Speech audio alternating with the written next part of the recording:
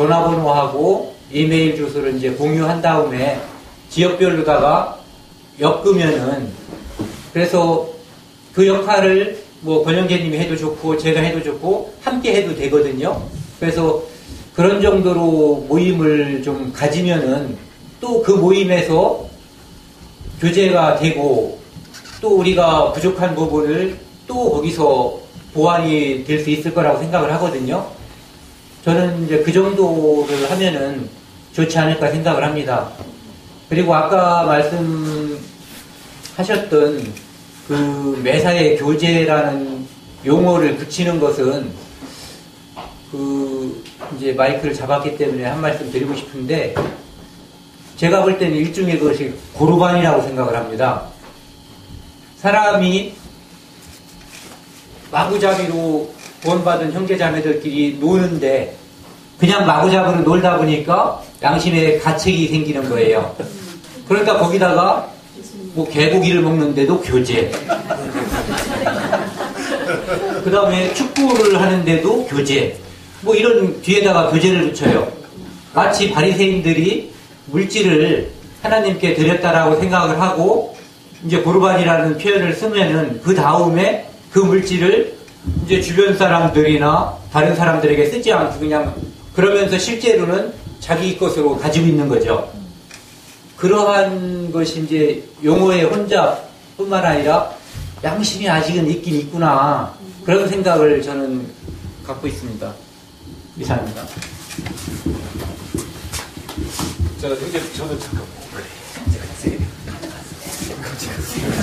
형제님, 조금 전에 그 앞으로의 교제와 관련해서 지금 개천 그 모임의 현 사정을 이제 말씀하신 거잖아요. 저는 조금 좀 방향이 다른 뜻에서 한번 이야기 좀 드리고 싶어요. 여기를 보시면 우측에서 왼쪽으로 써져 있는 저 전서체가 깰 파자입니다. 깰 파자, 외로울 고자, 그 다음에 집제자. 이 고자하고 저 고자가 같은 고자죠. 외로울 고자입니다. 외로움을 깨는 작은 집이다. 예를 들면 이제 이렇게 뜻을 우리 최규 형제님이 우리 각 사람이 이 땅에서는 나그네라는 사실을 잊지 않고 생각하자는 그런 본질적인 뜻을 가지셨던 걸로 이해하고 있습니다. 아까 우리 김성준 형제님께서 어제부터 내내 지금 얘기하고 계시는 우리 그리스도인의 삶의 본질이 외로우면 그냥 외로워야 한다고 얘기하시는 거거든요. 힘들면 그냥 힘들어야 된다고 얘기하시는 거고요. 외로우니까 외롭지 말아야 되겠다고 하는 것은 그리스도인으로서 나그네로서의 사는 삶은 아닐 것이다라고 저는 이해했습니다. 그래서 지금 기존에 대천 교회당 안에서의 익숙해 있었던 것에서 교회당 밖으로 나와서 익숙하지 아니한 상황에 아직 적응이 안 되는 상태에서 느껴지는 그 간극 또는 빈 공간 같은 게 있는데, 저는 그걸 이렇게 표현하고 싶어요. 항아리가 있는데 그 밑창은 뚫어져 있는 거죠. 교회당 안에서의 지금까지의 신앙생활이라고 하는 것이 뚫어진 줄을 모르고 계속 물을 부었지만 채워지지 않는 이유가 있었던 것은 그 구멍 때문이었다는 거죠. 그러나 이제 교회당 밖에서 나오면 그 항아리 구멍이 메워지고, 즉 개인적인 삶으로서 어저께 우리 김성준 형님이 말씀하신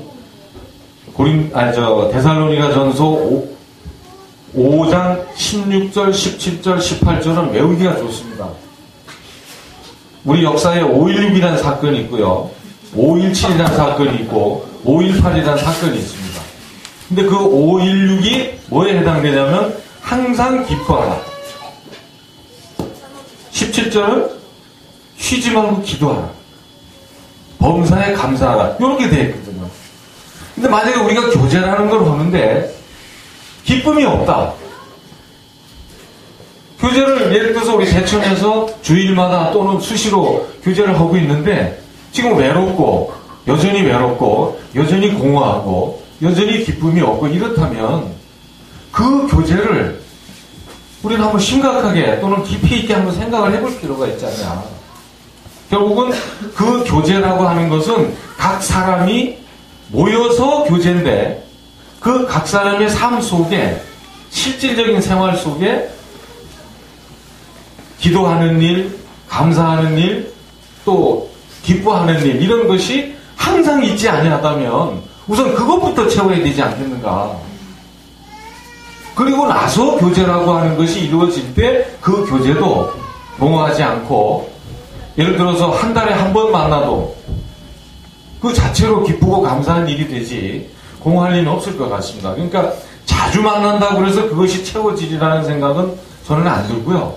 오히려 개인적으로는 이 파고라고 하는 외로움을 스스로 깨는 일, 그래서 내 자신이 말씀 위에 서서 기도하며 항상 감사할 수 있는 이유가 무엇인지를 잊지 않고 그렇게 내 자신을 세워가는 것이 오히려 그 교제에서 대천 모임에서 또 각각 자기 삶 속에서 그 그리스도인으로서의 믿음을 지켜가는 그런 단순함이 아니겠는가. 저는 어저께부터 계속 우리 형제님 말씀을 전해드리면서 감동이 되는 것은,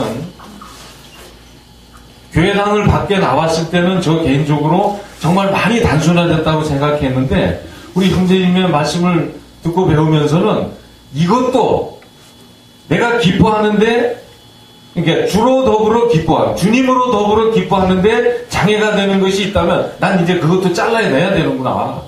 더 단순화져야 되는구나. 이런 생각을 좀 계속하고 있었습니다. 그래서 이런 저의 생각이 형제님께도 혹 도움이 되셨으면 좋겠다. 그래서 말씀드리려고 왔습니다. 도로 돌려드려야 되겠습니다.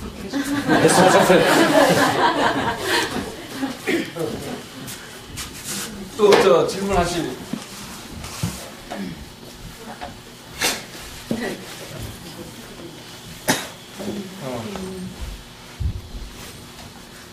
말씀 안 하실까요? 그럼 아까 질문하려고 했다가. 네, 아까 이제 교제에 대해서 지금 이제 생뚱맞을 수가 있어요. 이제 교제에 대해서 이제 그 연장선에서 우리가 이제 그 교회 가운데 그 말씀 들으면서 그 순종과 질서, 우리 이제 맹목적인 뭐 순종을 요구하고 또 질서 부분은 그 내가 어지러움의 하나님이 아니요 질서의 하나님이다. 그런 말이 이 성경에는 앞전에 이제 우리 권석주 형제님이랑 성경 공부를 하면서 이게 그 설교랑 상당히 잘못됐다. 이 성경에는 그런 뜻으로 써져 있지 않은데 우리 말씀 목사님들의 말씀이 주관적으로 전해지는 그런 거에서 이제 공부를 했는데 다들 좀 아실 수도 있을지 모르지만 또 모르시는 분도 계시기 때문에 또 그 부분에 대해서 좀 깊이 있게 아시는 분이 있으면 좀 말씀해 주시고, 그렇지 않으면 권석준 형제님이 그 부분을 좀 정리를 해서 성경을 펴놓고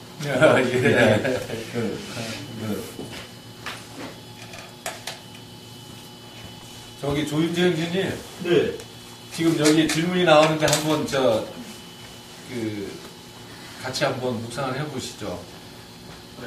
교회당 안에서의 순종과 질서라고 하는 늘 듣던 아주 익숙한 단어지 않습니까? 그 부분들에 대해서 혹시 깊이 있게 한번 묵상해 보신 적이 있으시다면 같이 한번 나누시면 좋겠습니다. 한번 소신도 보고 듣기.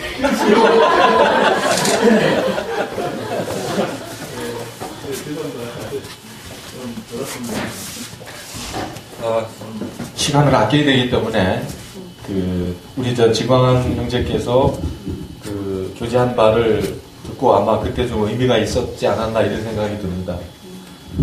저 자신 대한예수교 침례회에 있는 동안 8년 동안에 풀리지 않는 첫 번째 의문이 뭐였냐면,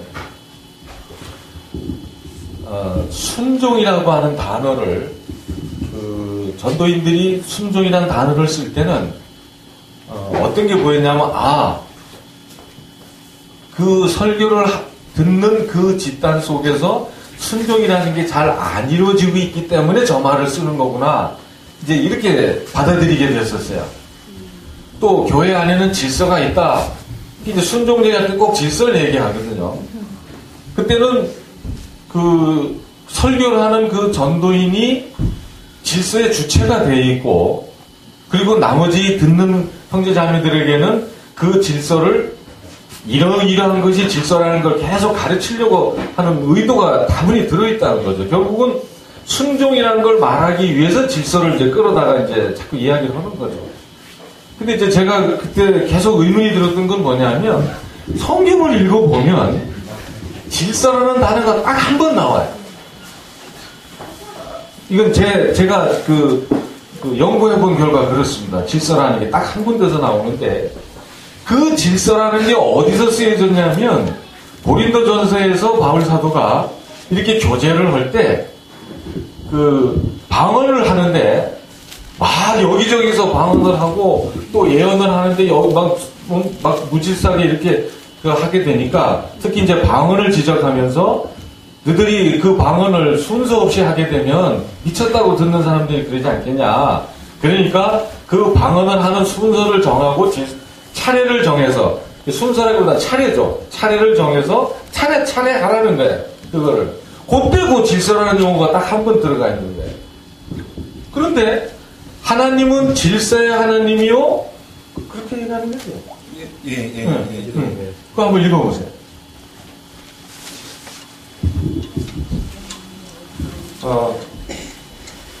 고린도전서 14장 33절.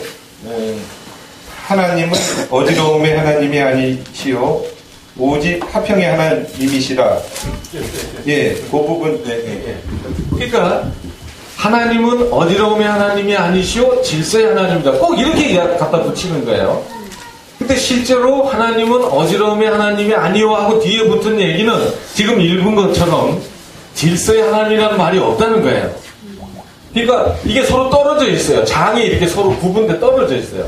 그래서 이 장에서 하나님은 어지러움의 하나님이 아니요 라고 한 걸 하나 갖다 붙이고, 그 다음에 다른 장에 있는 말씀에서 질서라는 말을 갖다 붙이고, 그래서 이렇게 조작을 한 겁니다.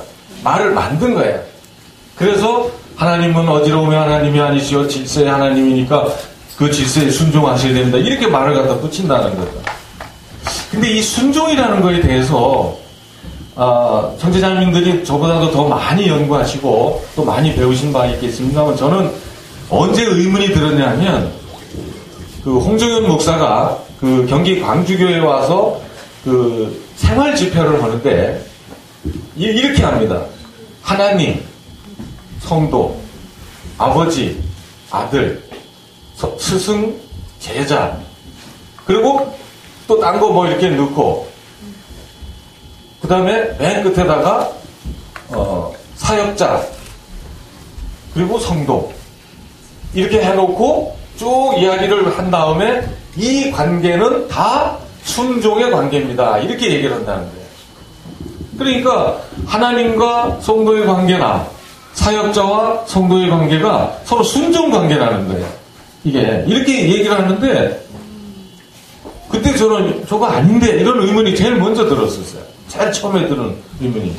그리고 나서 이제 순종이란 말만 나오면 귀가 번쩍 뜨는 게, 뭔 얘기를 하나 이렇게 보면 그 순종이 성경에서 가르치시는 바, 오늘날 우리는 기록된 말씀에 순종해야 되는데, 이게 기록된 말씀이 아니라 그 말하는 목사에게 순종하라, 또는 교회당을 치리하고 있는 담임 목사에게 순종하라, 대부분이 이런 의미를 가지고 전달되고 있더라는 걸 제가 이제 알게 됐던 것이고, 그 다음부터는 순종이라는 말이 나오면 고개가 딴돌이 이렇게 돌아가게 됩니다.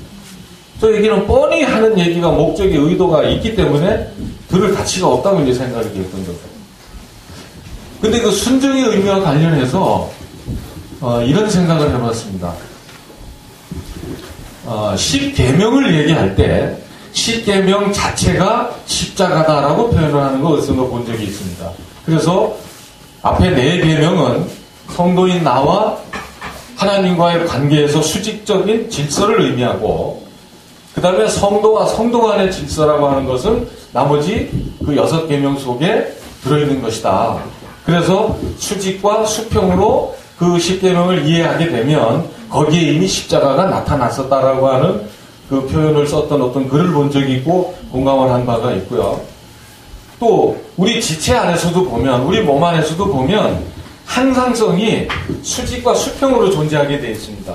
그래서 사람 몸이 기울어지면 몸은 반드시 수평 쪽으로 돌아가려고 하는 항상성이 작용하도록 되어 있고요. 또 그 수직이라고 하는 부분에 수평 관계도 마찬가지죠. 수평이 기울면 다시 수평을 잡으려고 하는 그런 항상성이 존재하게 되는 거죠.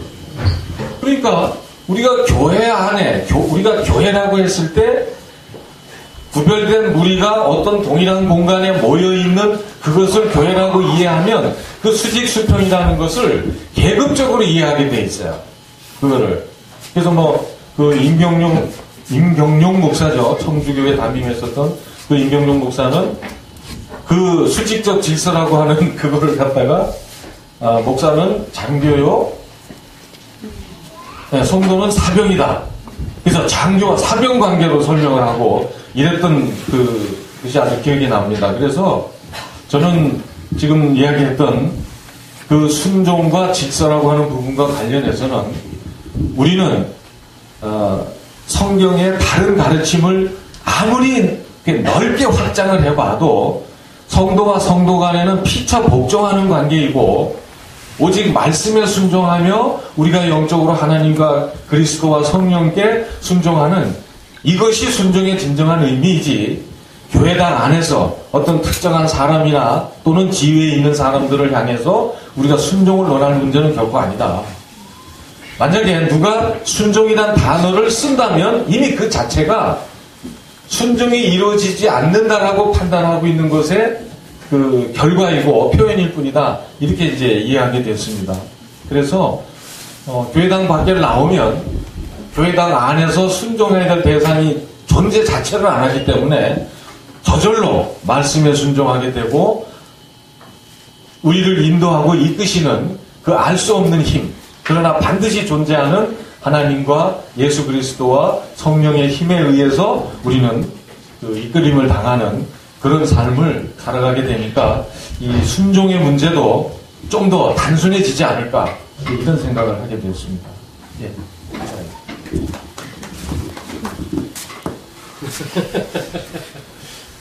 자, 시간은 정해져서 있는 것이 아니기 때문에 질문이 그쳐지지 않는 한 계속 좀 더 하고 점심 식사를 그때 그쳐지는 대로 하겠습니다. 저는 물론 그 말씀에 저도 100% 공감하는 부분 중에 하나고요.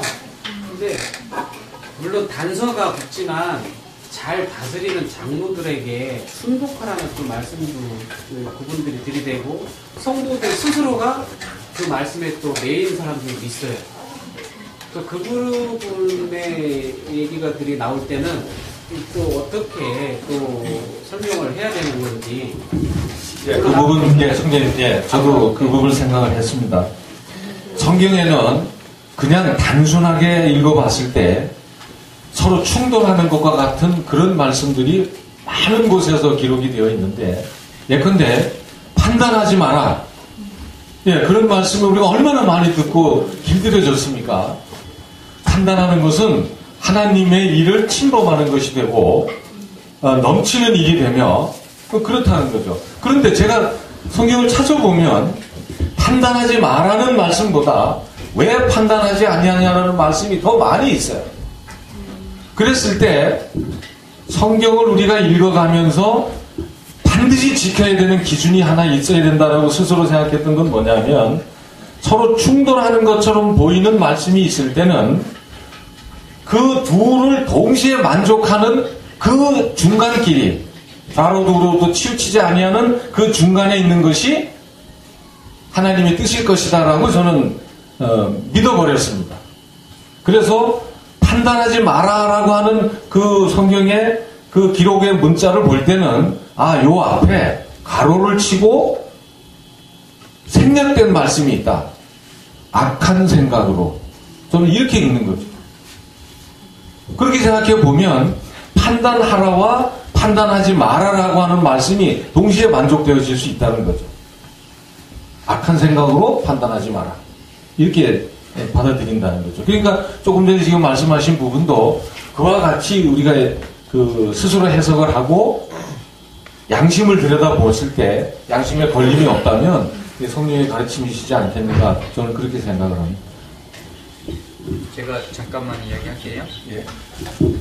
이제 지금 말씀하신 그 부분을 보면은 이제 디모데전서 5장 17절에 잘 다스리는 장로들을 배나 존경할 자로 알되 이렇게 되어 있거든요. 배나 존경할 자로 알아야 될 대상의 전제 조건은 뭐라고 되어 있냐면은 잘 다스리는 장로예요. 그냥 아무나 개나 소나 왜 개나 소나라는 표현을 쓰냐면은 정말 개나 소나 해당되는 장로나 집사가 넘쳐나기 때문에 이런 말을 쓰는 거예요. 사람을 무시하는 게 아니라 그 사람들이 성경과 하나님을 무시하고 장로와 집사를 임명을 했기 때문에 그런 사단이 벌어지는 거거든요. 우리가 처음에 모임이 이렇게 숫자가 많아지기 전에 흔히 말하는 일반 교회에서 장로 집사 제도를 얼마나 우습게 운영하고 있는가에 대해서 얼마나 많이 비웃고 조롱했는지 몰라요. 그런데 지금 대한예수기 침례회에서 벌어지고 있는 것은 이런 일까지 벌인다고요. 어떤 건축을 하기 위해서 이제 돈이 많이 필요하면은 자기 친위대라고 할 수 있는 사람들을 이렇게 조직을 해버려요. 그래서 갑자기 집사를 갖다가 많이 임명하고 그 사람들로 하여금 보훈으로 그 작정 헌금을 많이 하게 한단 말이에요. 또는 이거 있을 수 없는 일을 성경과 아무 관련이 없어요. 어떤 경우에는 청주교회에서는 그 해에 국세청에서 세무조사를 받아가지고 7억 정도 국가 돈을 떼먹었다고 하는 것을 국가로부터 추징당한 그 형제를 그 해에 집사를 임명하는 일까지 벌어졌어요. 이거는 그렇게 임명한 도둑도 도둑놈이고 거기에 부끄러움이 없이 집사라고 임명을 해놓으니까 거기에 저 집사 됐어요 이렇게 말하는 사람도 역시 저는 도둑놈이라고 생각을 하는 거예요. 그렇기 때문에 개나 소나라는 표현이 만약에 거룩한 사람들, 우리가 존경해야 될 사람들에게는 그런 표현을 쓰면 안 되지만은 정말 지나가는 개나 소에게 해당되는 그런 형제 자매들에게 집사 호칭을 주는 사람들에게는 마땅한 표현이라고 저는 생각을 하거든요. 그래서 아무한테나 존경할 자로, 배나 존경할 자로 알아서는 안 된다는 것이고요. 이 마태복음 22장에 보면은 제가 그 부분 읽어볼게요. 23장 8절에 이 말씀이 사람이 말한 게 아니라 예수님께서 직접 하신 말씀이거든요. 그러나 너희는 랍비라 칭함을 받지 말라. 선생은 하나요. 너희는 다 형제니라. 순종관계는 인간과 인간 사이에 이루어지는 단어가 아니에요.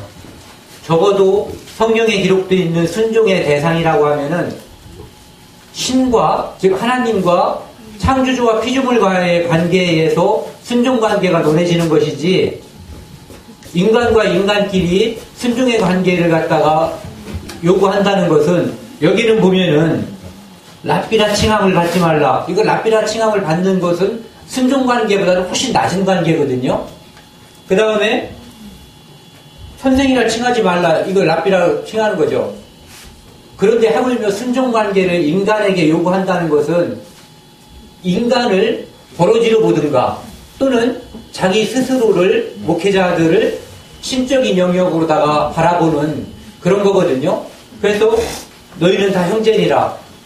이것은 하나님의 권위, 이것을 심하게 도전한 이 아주 팽무도한 그런 용어를 갖다가 자기들이 쓰는 거예요. 있을 수 없는 거고 거기에 응하는 사람들조차도 해서는 안 되는 잘못을 하는 거죠. 그러니까 요구하는 사람도 잘못이고 거기에 그것을 응하는 사람도 역시 성경을 잘못 해석하든지 잘못 알고 있는 거라고 봐야지 그것을 우리가 따라서는 절대 안 되는 거거든요. 그것을 따른 결과가 유병원이에요. 무슨 짓을 해도 순종한다는 명목하에 따른 것이 오늘날 저런 괴물이 나타난 거고 또 바옥수라는 괴물이 또 나타났고 이요한이라는 괴물이 지금 이미 출현했어요. 그런데 그것을 잘 모르는 거거든요. 이 괴물은 혼자서 나타나는 것이 아니라 추종 세력이 반드시 있는 거예요. 그 추종 세력들로 인해서 간극이 벌어지고 나면은 형제와 형제, 성도로서의 교제가 아니라 한쪽은 지시하고 한쪽은 순종하는 그 명령에 복종하는 관계가 돼버리는 거거든요. 그러면 그것은 예수님이 말씀하신 너희는 다 형제니라 이것을 갖다가 피차에 깨버리는 거거든요. 그래서 그것은 성도 개인에게도 책임이 있다는 거죠.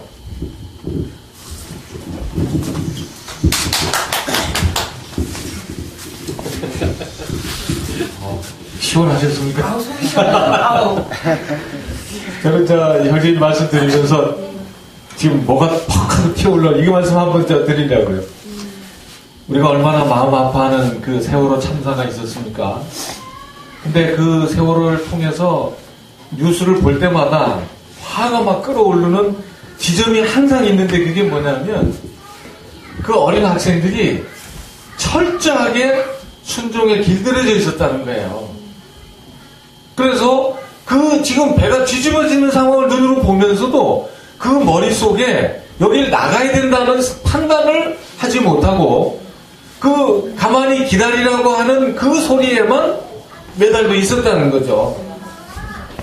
그 모습이 저는 너무너무 화가 나고 어떻게 감당을 잘 못하겠었어요. 지금 우리가 믿는다고 하는 일이 혹시 그런 건 아닐까요? 학교의 모범생들일수록 그 기다리라고 하는 그 길들여진 대로 익숙한 대로 거기에 순종을 하였고 그들은 그냥 전부 바닷속으로 가라앉았지만 그 기다리라고 하는 것이 무언가 이상하다고 생각했던 사람들은 아마 나왔을 거라는 저는 생각을 합니다.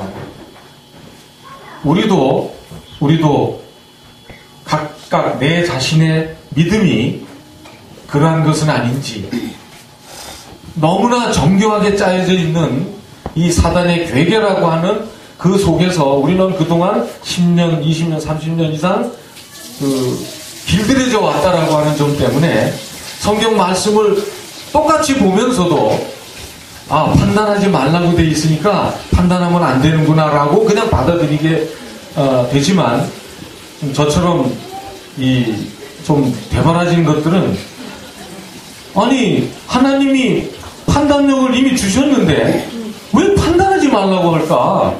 이러고 이제 대들게 되고 요거는 악한 생각으로 하지 말라는 말씀이구나 이렇게 변화가 된다는 거죠. 그래서 저는 오늘 아까 우리 지광 형제님이 순종과 질서라는 이야기를 했을 때 이것은 오직 주님 안에서의 질서요 주님 안에서의 순종이지 교회당 안에서의 질서 순종을 의미하는 게 이것도 아니고 특히 사람인 아무개를 향해서 질서와 순종을 얘기하는 건 아니다. 그런 관점에서 보면 아까 형제님이 기록되어 있는 잘 다스리는 장로에게 배나 순종하라는 그 말씀 또한 그 범위 안에서 우리는 받아들여야 될 것이다. 하나님은 하나님께 순종하지 아니한 하나님의 뜻에 어긋난 선지자들을 떼거지로 막 죽여버리기도 하셨거든요. 제가 그 말씀을 이해를 못하고 못 받아들여서 여기다가 말씀을 드린 게 아니라는 것도 아시죠? 여기 계신 분들이 다 알 거라고 생각합니다.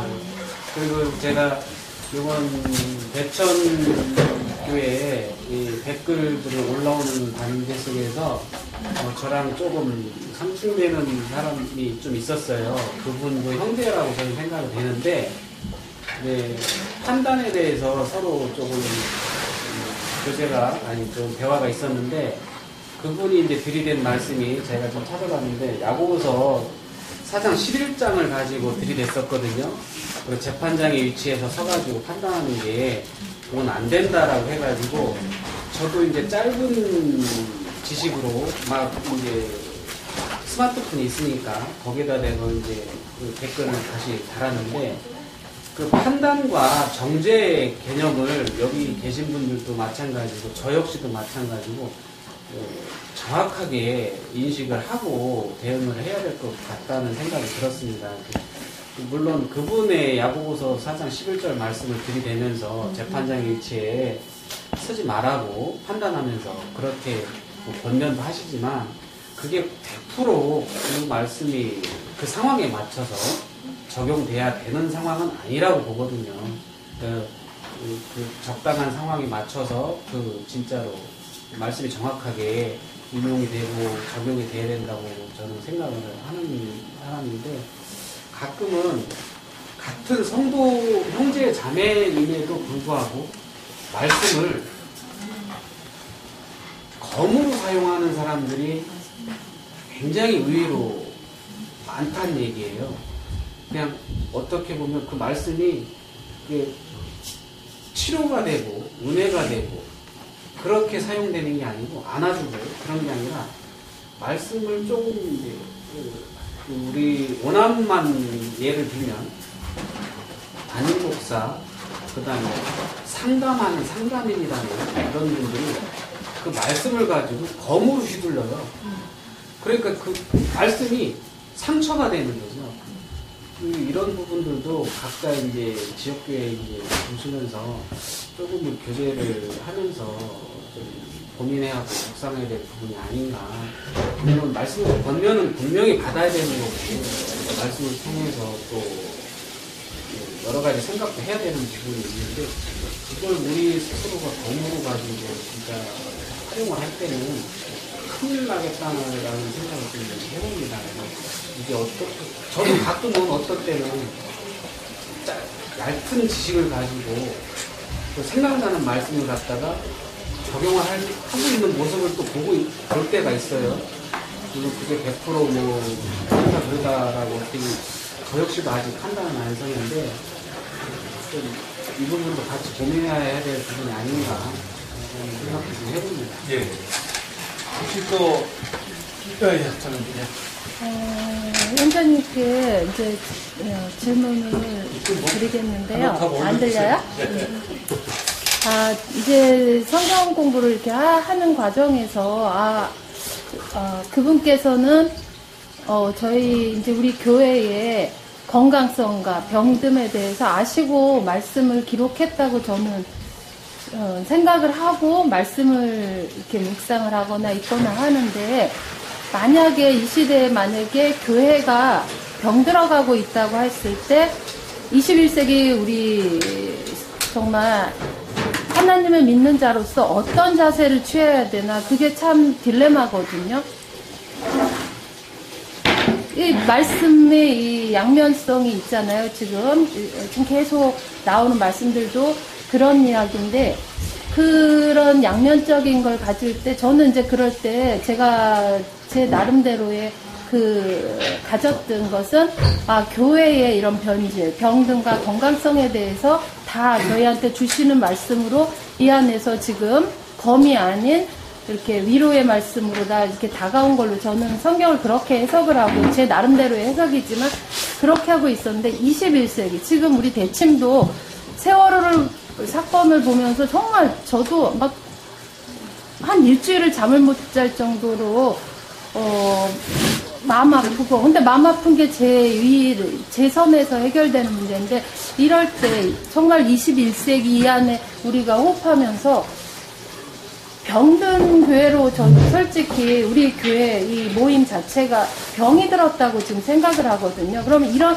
병든 가운데 어떤 자세를 취하고 우리가 임해야 되나 이게 제일 궁금하거든요. 이럴 때 뛰쳐나가야 되나? 권면을 해줘야 되나? 뭐 장로가 지금 변질되어 있는데 그 장로한테 데리고 가서 이게 해결돼야 될 일인가? 이게 참 힘든 일이거든요. 그래서 형제님께서는 이럴 때 저희한테 어떤 말씀으로 뭐 위로는 아니어도 저희한테 좀 도움이 될까 싶어서 지금 질문 드립니다. 저도 그 계단하기가 아주 힘들어요. 저도 그런 경우가 있습니다. 어느 것에 어느 쪽으로 맞춰야 되느냐. 그냥 항상 제가 뭐냐 그러면 그런 문제가 있을 때 양쪽에 다 똑같은 말이 있어요. 그러니까 아까 말씀하신 대로 가운데로 가야 된다 그러는데 그 말도 맞아요. 그러니까 저는 내 양심에 제일 평안한 대로 가요. 내 양심에 제일 평안한 대로. 그러니까 주는 영이시니 주의 영이 계시는 곳에는 자유함이 있으리라는 말이 고린도에 나오는데 주는 영이시다요. 그러니까 주님의 영이 내 안에 있고 그 영이 우리에게 자유롭게 해줍니다. 그 매이지 않게 배나 저배나 매이지 않게. 저는 그러니까 주님 앞에서 항상 럭비공 같은 자세를 취합니다. 근데 형제님 우리가 이 시스템화되어 있는 이 어떤 제도권화되어 있는 교회당 생활을 했었거든요. 예. 교회당 생활을 하다 보니까 지금 밖으로 나오셔가지고도 그걸 추억하면서 그 시스템을 못 잊어하면서 힘들어하는 분들이 꽤 계세요. 그게 굉장히 또 계시거든요. 왜냐하면 아침에 일어나서 막 열심히 또 집안일 하고 또 가셔. 지금 제일 제가 걱정되는 게 자매님들이세요. 형제님들은 또 밖에서 일하시고 그러시다 보니까 그런 어떤 그 이제 퇴근 후에 어떤 교제의 그 고갈은 느낄 수 있을지언정 자매님들은 이게 10시부터의 또 이게 또 문제거든요. 아이들 오기 전까지의 그 공백기예요. 그래서 제가 왜 이 말씀을 드리냐면 저희 또 총회에서도 교제하는 자매님하고 교제하다 보니까 그게 충족이 안 되는 거더라고요. 그게 뭐냐면 교회 당 생활을 할 때는 봉사하러 가셔가지고 그쪽에서 뭐 정말 신실한 자매님을 보면서 거울이 되었고 또 그렇지 않은 자매님을 보면서 또 거울이 됐던 거예요. 자기는 이렇게 하지 않아야지. 근데 이제 이 거울이 없어진 거예요. 그러니까 우리가 막 이렇게 흉보고 교회가 이렇게 가느냐 이러면서도 그 안에서도 또 주셨던 게 또 있으셨던 거예요. 그래서 그게 힘든 거라서 이럴 때 지금 우리도 이렇게 가정교회로 다 이제 꾸리려고 준비하시는 분들한테 어제도 제가 우리 형제마을도 밤에 그걸 교제를 했는데 그거에 대한 대처나 이런 거 준비가 되어야 되는데 어떻게 준비해야 되는지 사실 모르겠거든요. 저도 모르겠어요. 그 레위 같은 데 보면 양털과 그걸로 섞여 짜지 말라는 말이 있어요. 당나귀와 노새를 섞여 짜지 말라는 그 분명히 거기가 있거든요. 그것이 있어요, 분명하게. 내 안에 있는 그 성령의 양심이 그걸 분별하고 있습니다. 그러니까 내가 어느 정도 대담하게 내가 가정 마음이 평안한 대로 선택하느냐 하느냐 거기에 따라서 아니 해결되면 안 되는 거고 어디까지나 그 개인 문제입니다. 우리 한국 사람들 특별히 인정이 많아요. 그러니까 배실과 이걸 양털과 섞여져야만 인정에 매이면 문제가 많아요. 한국 사람 인정이 많아요. 나쁜 짓을 하면서도 그 인정의 그것 때문에 매이고 그래요. 약간 사람의 종이 다르냐 이거. 그래서 그거는 이제 각자의 신앙 양심에서 판단하고 정리하는 문제입니다. 그러니까 얼마만큼 믿음으로 대담한 결정을 할 수 있느냐는 거기에 따라요. 장모님, 예. 아니, 저희 형제님 먼저 뭐 하실 말씀이 아까부터 있으시니까. 아, 그러시군요. 예. 순종과 질서에 관한 말씀을 하셨는데 아마 대부분 다 말씀이 된 것 같습니다. 그리고 뭐 충분히 이해를 하셨을 걸로 생각이 되는데 저는 순종과 질서가 필요하다는 것을 이 몸을 통해서 사도 바울께서 말씀해 준 내용에서 그것이 몸의 원리를 알면 순종과 질서는 그 속에 다 들었다. 그렇게 생각을 합니다. 그래서 이제 그러면 이제 충돌되는 부분이 어떤 직책 부분 이런 게 있지 않습니까? 그래서 빌립보서에 보면 이제 그 복음 전하는 자와 혹은 목사와 교사와 사도 뭐 이렇게 주셨다고 그랬잖아요. 근데 이런 것들은 교회의 몸을 세우기 위해서 봉사하는 직책으로 준 것이지 그 권한을 가지고 남을 다스리고 통치하고 그걸 위에다 놓기 위해서 주는 것이 아니란 얘기죠. 근데 그 부분에 있어서 몸의 원리를 통해서 이제 사도 바울께서 말씀해 주신 내용이 성령의 은사 속에서 고린도전서 12장에 보면은 몸 가운데 여러 지체가 있는데 어떤 지체는 귀하고 어떤 지체는 귀하지 않는 것이 아니라 가장 낮은 위치에 있는 것이 가장 귀한 지체다 이렇게 설명을 하고 있습니다. 그래서 각자의 그 자리에서 맡은 역할에 충실하는 거죠. 머리라고 해서 발가락을 무시하면 안 된다는 거죠. 또 발가락이라고 해서 내가 걷지 않으면 머리는 못 가고 못 움직인다 해서는 안 된다는 것이죠. 그래서 그리스도 안에서 하나 되는 진리가 굉장히 중요했기 때문에 예수님께서도 붙잡히시기 직전에 요한복음 17장에서 그리스도 안에서 하나 되도록 하는 것에 대한 기도를 하셨던 거죠. 근데 그것이 지금 깨지고 있는 것이 바로 말하자면 종교 조직으로서 통치하고 다스리고 명령하고 자기들은 부유하고 배부르면서 성도들은 그게 도구로 삼아버리는 이것은 바로 사탄에 순종하는 것이고 그 질서에 따르는 것이지 예수 그리스도의 성령의 질서에 따르지 않는다는 것이 분명한 겁니다. 그래서 누구에게 순종하든지 그 순종하는 자의 종이 돼버리는 겁니다. 사탄의 종이 돼버려 있는 거죠. 근데 그 속에서 코박고 거기에 순종하는 것을 마치 하나님께 순종하는 것처럼 착각하고 산다는 거죠.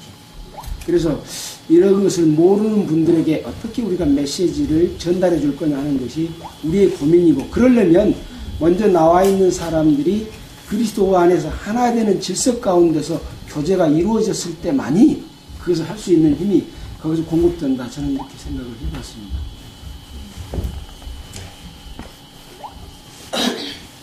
저는 교제 가운데 말씀을 들으면서 생각해 본 게 저희가 그 3년 전에 나왔습니다. 근데 아까 우리 자매님들이 말씀하신 것처럼 저는 그걸 3년 겪었기 때문에 제가 그 경험을 저의 생각을 이제 조금 이렇게 내놓고 싶은데요. 우리가 교단에 속해 있을 때 특히나 저희가 속했던 교단에서는 아주 충성하기를 교육받았고 또 그 생활 자체가 거의 다 교단에서 원하는 삶을 사는데 급급했었거든요.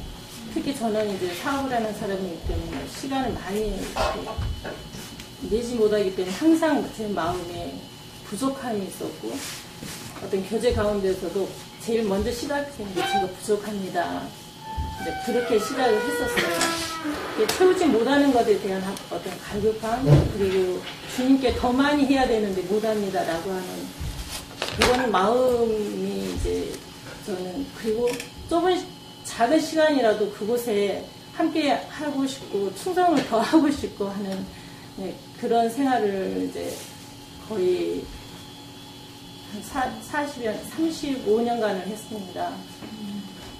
그러던 중에 제가 저희는 이제 저희 모임의 거의 초기 단계 75년 때 제가 구원을 받았기 때문에 기독 침례 되기 전에 평신도보고 선교회 때부터 신앙생활을 했는데 그때 보고 배웠던 3살 그때 항상 추억을 했고 왜 우리 교회가 이렇게 변해가는가에 대해서 이제 갈망이 있었고 그러다가 이제 교회 문제점을 보면서 이렇게 나오게 되었는데요. 나와서 제일 심했던 게 구속에는 함께만 있으면 안전하게 그 안에서 말씀을 듣고 배우고 거기서 교육받기 때문에 그냥 어떻게 생각하면 안전된 그런 신앙생활을 하고 있었죠. 막상 나와서 보니까 아까 이야기한 것처럼 일주일에 거의 엿새 동안은 교회 교제 안에 머물 수 있었어요. 근데 갑자기 제가 이제 준비해야 되고 제가 알아봐야 되고 제가 지켜야 되는 그런 상황이 좀 적응하기 힘들었어요. 그래서 어떻게 사는 삶이 순종하는 삶인가 그에 대한 것도 그에 이제 멘붕 상태가 좀 되더라고요. 근데 차라리 그때 그 교제가 또 그립기도 하고 한순간이 아니라 몇 번은 그런 게 있었어요. 그러다가 이제 점차적으로 말씀 교제 중에 하면서 제 안에 진정한 평강이 이제 찾아오기 시작했고요. 그리고 제가 가정교회를 이제 저희 가정에서 꾸리고 있습니다. 근데 그 가정교회를 하면서도 자꾸 남을 의식하게 되는 게 솔직히 있었어요. 그리고 저희가 나와서 교제를 하니까 이제 대침에 있는 형제 자매들 저희가 이제 저희는 부족하지만 고원교회에 있는 많은 그리고 저희를 아는 분들이 열심히 살 것인데 여기가 아니고 나갔다 그러면 전부도 더 잘할 것 같고 근데 왜 그렇게 숫자가 안 늘어나느냐 왜 자꾸 몇 명이 모이냐고 물어봐요. 그게 상당히 의식이 되고 그렇죠. 예 그리고 이제 동네 안에서 딱 한 분이 저희 나이가 좀 되신 그 자매님이 그 자매님은 그 동네에 있는 형제 자매들한테 계속 관심이 대상이 돼서 물어보는 것에 우리 자매님이 너무 힘들어 하셔요. 근데 그런 게 제 마음속에 있어서 이 가정교회를 꾸려 나가는데 좀 갈등이 되는 시간이 있었는데 초기에 근데 제가 이제 네덜란드에 저희 막내 부부가 이제 그곳에 가서 사는데 제가 한 달간 갔습니다. 갔는데 그 네덜란드에는 오히려 이제 기도 문화가 더 먼저 되신 곳이잖아요. 근데 그곳에 가니까 전통 교회가 있었고 개혁 교회가 있고 우리나라하고 달리 수많은 가정교회가 이렇게 교제 생활을 하고 있는데 제가 이제 세 곳을 다 참여하게 됐었어요. 거기서 느낀 게 가정교회가 그렇게 활성화되어 있고 그들은 어느 누구도 무슨 가정교회 그렇게 모이냐라고 이렇게 손가락질이나 그런 게 전혀 없이 자연스럽게 그런 문화가 형성이 되어 있는 곳에서 서로 충분하게 가정교회끼리도 충분하게 교류하고 운동 교류하고 또 기도하는데 성경 공부하는데 자유롭게 하는 것을 보고 제가 소속된 이 가정교회에 대해서 자부심이 생겼어요. 근데 우리나라 문화만이 큰 어떤 예배당에 많이 모이는 곳에 그것이 진정한 교회다, 인정받은 교회다라는 의식을 갖고 있어가지고 저희가 이제 그런 어려움이 있었구나라고 하는 데에서 제가 아주 마음 가볍게 벗어날 수가 있었고 지금 현재는 오히려 그 문제점이 더 정확하게 보이고 아까 말씀하신 세월호 참사에서도 지금 교단에 소속되어 있는 사람이 마치 학생들의 마음 그저 순종하고 그곳에 있는 것이 안전된 것이라고 생각하고 살아가는 것에 대해서 안타깝고 그런데 그들에게는 저희가 접근하기 힘든 게 굉장히 극단적이에요. 아예 만나려고 안 하고 눈 마주치면 물 들어갈까봐 그래서 그게 이제 안타까운데 여기 선교사님이 말씀하신 중에 어떤 때는 저도 인간인지라 제가 왜냐면 한때 막 전도하려고 열심히 살았던 제이기 때문에 지금 제 마음에서 어떤 때 자기 하려고 하는 게 막 나타날 때가 있거든요. 지금 이렇게 살아도 되는 건가? 내가 뭘 해야 되는 건가? 어떻게 해야 되는 건가? 그래 이제 더 생각해 보게 되고 지금 여러분들도 아마 그런 가족일 것이다라고 생각하고 분명히 기도하면서 마음이 바로 서 있어요. 주님께서 성령으로 함께 해주실 것이라 이제 그렇게 저는 믿고 있습니다. 아버님, 고흥에 저희가 한번 가죠. 아, 예. 그래서 자꾸 묻는 분이 한번 와서 한번 배주로 한번 가죠. 한번 가야 되겠다. 네, 한번 배주로 가죠. 아, 여름에 네. 이제 저희 형제님하고 지금 교제해야 되는데 감기 제가 말씀 중이라서 저희는 이제 이렇게까지 큰 공간은 좀 없습니다. 그렇지만 이 50명 정도 수련은 함께 앉아서 교제할 수 있고 또 여름에는 저기 옥상에다 텐트도 좀 치고 그러면 예 그러고 또 이번에 잠깐 맛을 저희가 고흥의 맛을 보였지만 저희 고흥에 나오는 순수한 특산물로 여러분들을 이제 초대하고 싶은 마음이 있습니다. 아니, 그보다도 제 관심은 고흥 교회당에 계신 분들한테 그냥 보여주고 싶은 거예요.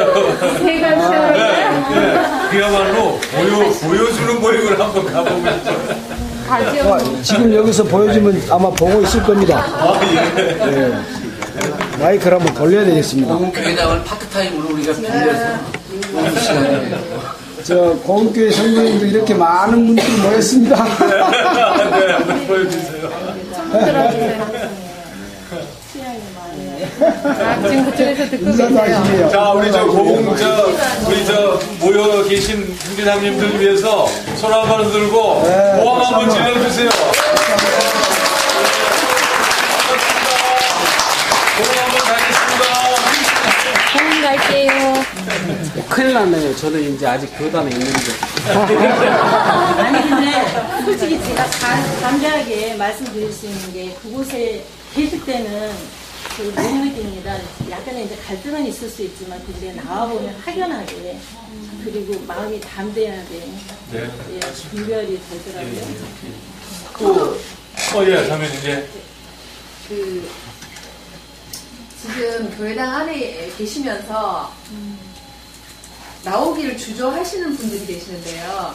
그 주저하시는 이유 중에 하나가 교회당의 부조리랑 그런 거는 다 이미 알고 계시는데 나와서 어떻게 혼자서 신앙생활을 할까? 그 첫 번째 이유랑 두 번째는 과연 교회당 밖에 나가서 그 힘없는 소수의 사람들이 전도를 할 수 있을까?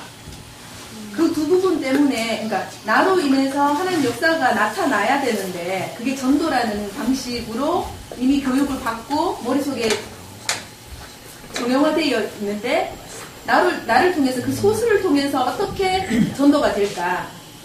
교회당 안에 시스템을 이용을 하면 굉장히 쉽게 그 사람만 데려다 놓으면 전도가 돼요.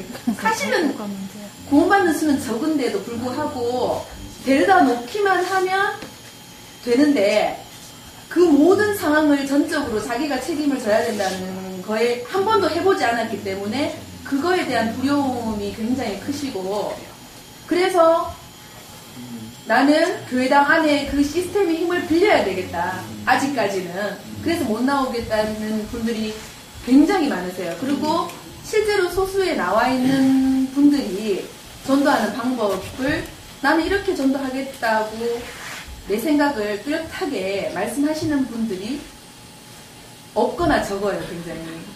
그래서 그분들에게 해줄 말이 저희들이 부족한 거예요. 근데 제가 이번 모임을 통해서 그 송교사님께 제가 해답을 찾았는데 내가 하는 게 아니라는 거. 예. 그거는 전도는 평생에 진짜 한 명을 할 수도 있고 못할 수도 있는 문제라는 거. 그 부분에 대해서 좀 평안이 왔고요. 내 문제가 아니기 때문에. 그렇지만 이제 명하신 일에 대해서는 또 내가 책임져야 되는 부분들이 있잖아요. 그러니까 저는 이제 해답을 얻어서 이제 말씀을 드릴 수가 있는데 그 부분에 대해서 그러니까 그 지금 나오신 분들도 있고 못 나오신 분들도 있고 최근에 또 결정해서 뭐 교회당 밖을 나오신 분들도 계시기 때문에 그런 부분에 대해서 좀 왔다 갔다 예, 말씀들을 좀 듣고 싶어서 제가 예, 요청했습니다. 네. 첫째로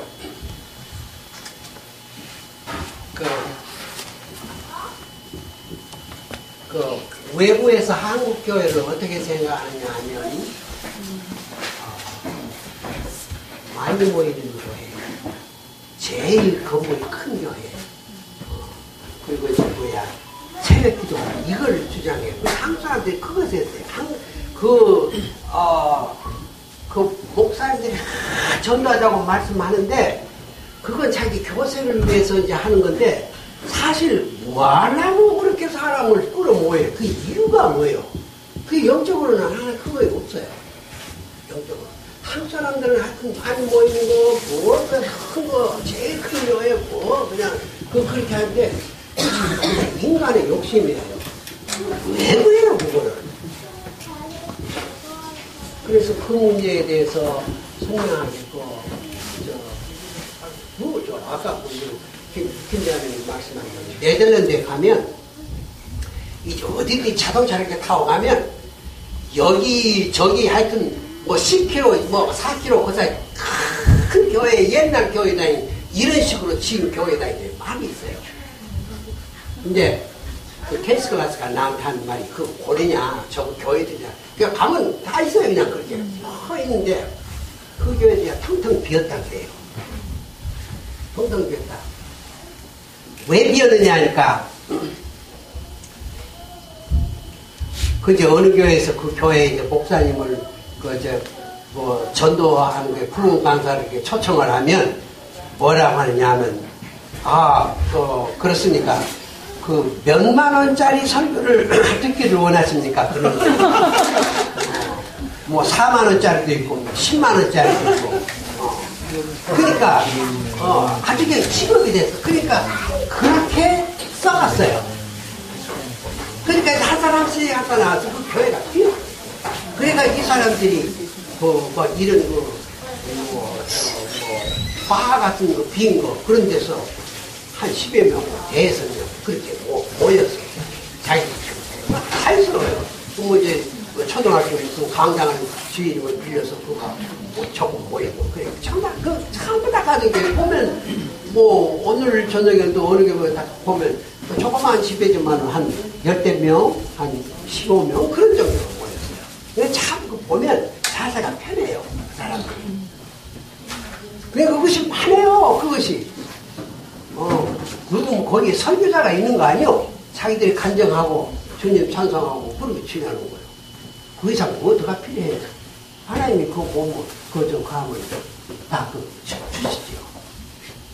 그렇지 않아도 자기가 전도한다 그러면 내가 케이스 클래스 가서 자기 큰아들이 있어요.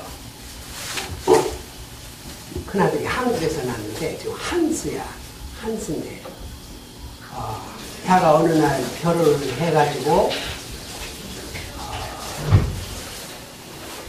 아프리카에 차트라고 하는 그 나라에 선교 갔습니다. 차트면 아프리카 중앙지역에 참 사막 많고 그런데 거기에 갔어요. 근데 이제 결혼해서 갔는데 제가 그 케이스한테 물었어요. 아니 한스는 그런 지역에 가서 선교할 수가 있는데 그 딸은 여기서 그렇게 안일하고 좋은 생활을 하다가 거기 가서 그걸 감당할 수 있겠느냐 하고 내가 물어보니까 케이스가 하는 말이 자기는 감당할 수 있다고 생각한다 이거요. 그러면서 하는 말이 뭐라고 하느냐 하면 그러니까 그 며느리가 어느 의사의 맏딸이에요.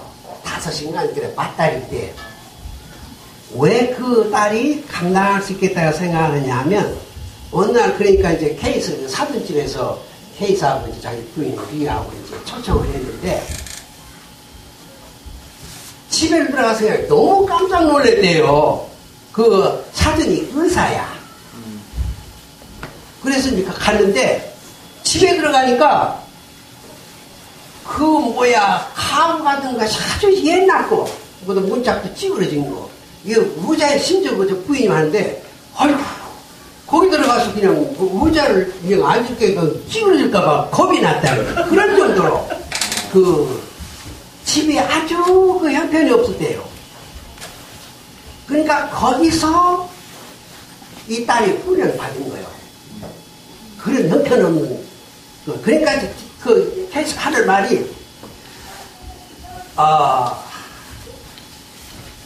그 사람이 의사가 아니었다면 화란에서 제일 가난한 사람이래. 가난한 집이래요. 그러니까 의사였기 때문에 그것이 커버된 거예요. 가난한, 하여튼 가난하고 그냥 그 카구라는 것이. 그리고 부인은 아주 소탈하고 통통하고. 그러니까 그런 거에 대해서 의식하지 않는 사람이야. 또 부끄러워하고 체면차리고 그런 걸 안 해요. 그리고 그 남편 의사는 한 달, 아니 일주일에 한 번씩 이렇게 이제 진료 이렇게 받으면 그 일주일 동안에 그 외래 환자들 중에 내가 언제 한번 당신 집에 방문해도 좋겠으니까 하고 딱 물으면 오라고 그런대요. 그러면 일주일에 한 번씩 그 환자 집에 전도하러 가요. 이 의사는 전도하러 가.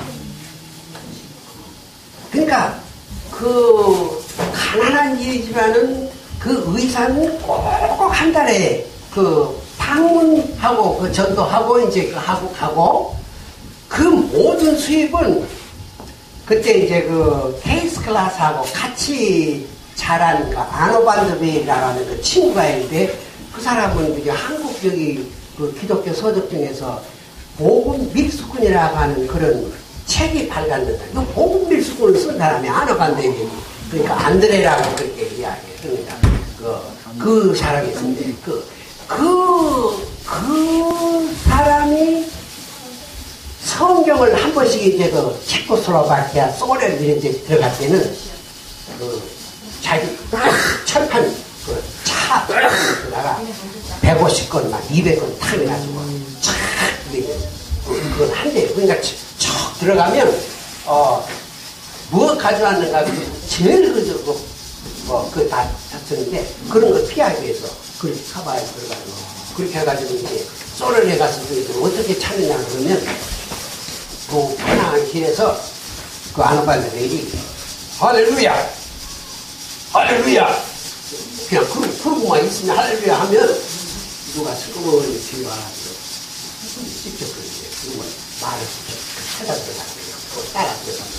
저 어디 그냥 하여튼 그런 데 가면 그 주의자들은 한 200명씩 치아 그 사람들이 전부 다 이 성경을 신문지에 그걸 이렇게 방송 듣고 백해가지고 그 성경이야. 그러니까 이제 그 아노반들이 와서 말씀하달라고 그러면 3시간, 4시간 한대요. 하라고 더 하라고. 내가 여러분에게 좋은 성경 좋은 서문을 가져왔다고 그러면 그냥 단번에 그냥 성경이냐 이런데요.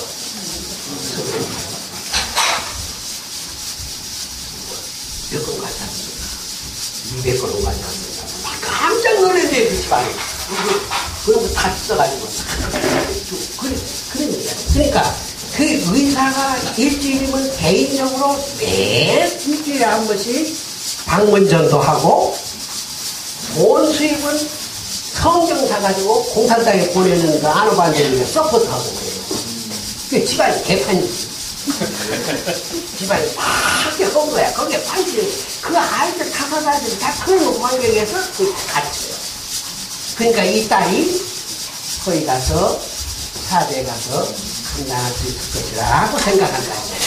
자꾸만 이야기 듣고 얼마나 좋아하는지 몰라요. 그렇구나. 하여튼 의사가 아니었다면 파란색 제일 가난한 집이네. 그 집이. 그러니까 의사라는 게 커버된 거예요. 그냥. 하여튼 그런 사람 아주 그러니까 제가 그 옛날에 저기 이제 그 일반 교회 가서 이제 그런 이야기를 해요. 그렇게 생활한다. 그렇게 생활한다. 자기 가정과 자기 희생을하고 자기 모든 그렇게 이게 얼마나 좋아요. 자유스러워. 그러니까 그 집안, 그 가정적인 것이 많이 있지만, 그 사람들이 자기가 뭐 하고 싶은 거 하나 해요. 그러나 누가 지키지 않아도 자기 마음대로. 그럴 수 있는 그 자유가. 그래서 여러분이 좀 당분간 나와서 그 옛날에 그 특성 때문에, 인정 때문에 당황하시는 그런 날, 아까도 말한 대로 찬송하면 그 얼마나 자주를 폭삭을 떠나요.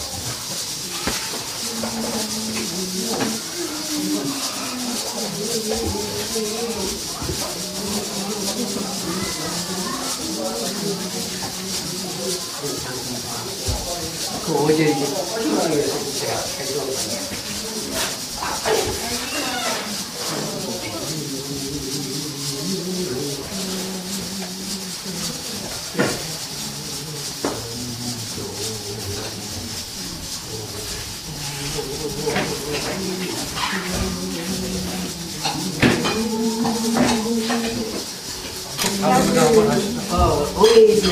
사회부자 한번 하시죠. 사회부자 한번 하시죠.